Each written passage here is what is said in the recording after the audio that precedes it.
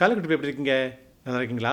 அநேக நேரங்களில் நம்ம ஆண்டவருடைய நாமத்தை, கர்த்தருடைய நாமத்தை நம்ம ஃப்ரெண்ட்ஸ்கிட்ட அறிக்கையிட ரொம்ப தயங்கி நிற்போம்.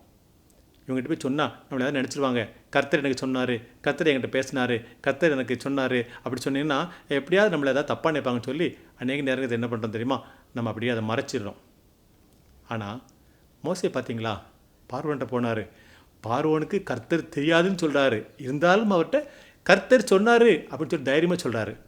எந்த சூழ்நிலையிலையும் உங்கள் ஃப்ரெண்ட்ஸோட, உனக்கு தெரிஞ்சவங்களோட கர்த்தர் உனக்கு ஒரு காரியத்தை செய்தார்னா கர்த்தர் எனக்கு சொன்னாருன்னு சொல்லதுக்கு வெக்கப்படாத, தைரியமாக சொல்லு. ஓகேயா? பாய். மோசேயும் ஆரோனும் பார்வோனிடத்தில் போய், இஸ்ரவேலின் தேவனாகிய கர்த்தர் வனாந்தரத்திலே எனக்கு பண்டிகை கொண்டாடும்படி என் ஜனங்களை போகவிட வேண்டும் என்று சொல்லுகிறார் என்றார்கள். யாத்ராகமம் 5:1.